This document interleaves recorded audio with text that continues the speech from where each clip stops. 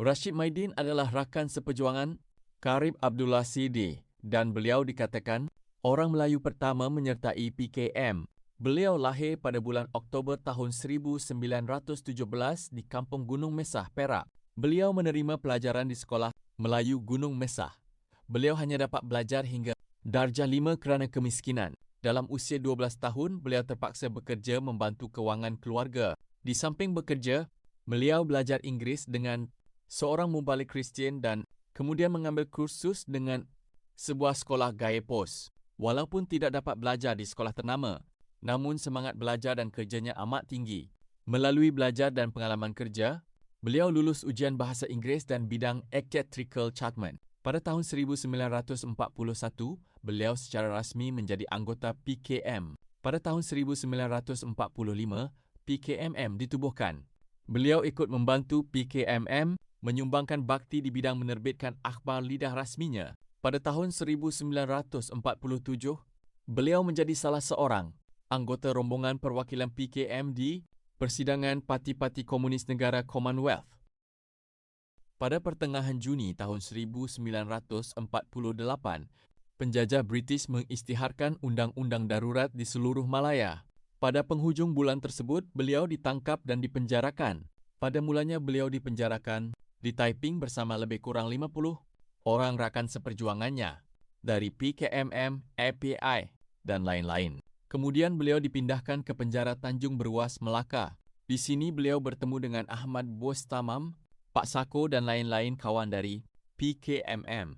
Sebelum ditangkap, mereka pernah tinggal bersama di Rumah Merdeka di Kuala Lumpur. Pada awal tahun 1952, beliau berjaya melarikan diri dari penjara dengan akal cerdik, bergabung dengan unit pasukan Tenter Pembebasan Nasional Malaya yang bergerak di Melaka.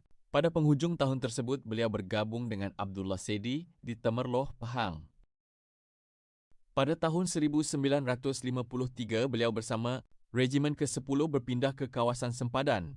Pada bulan Disember 1955, beliau bersama Chin Peng dan Chen Tien mewakili PKM menghadiri satu sesi perundingan dengan Kerajaan Persekutuan Tanah Melayu yang diwakili Tunku Abdul Rahman, David Marshall dan Lee Kuan Yew. Perundingan tidak mencapai kejayaan kerana Tunku Abdul Rahman tetap berkeras mahukan PKM menyerah diri. Juga pada tahun 1955, Rashid Maidin dipilih menjadi anggota jawatan kuasa pusat PKM sehingga tahun 1961. Setelah putus harapan dengan Tunku Abdul Rahman, Rashid Maidin pulang semula ke Regimen 10 untuk membangun pasukan. Pada tahun 1972, beliau memimpin pasukan penggempur ke-15, bergerak di kawasan sempadan Perak, Thailand dan berkoordinasi dengan pasukan induk Regimen 10 di bawah pimpinan Abdullah Sidi. Pada awal hingga November tahun 1989, Rashid Maidin menjadi salah seorang anggota perwakilan PKM dalam Perundingan Damai 3, pihak antara Kerajaan Malaysia, Kerajaan Diraja Thailand dan PKM. Pada 2 Disember tahun 1989, beliau menjadi salah seorang penandatanganan bersama Chin Peng dan Abdullah Sidi.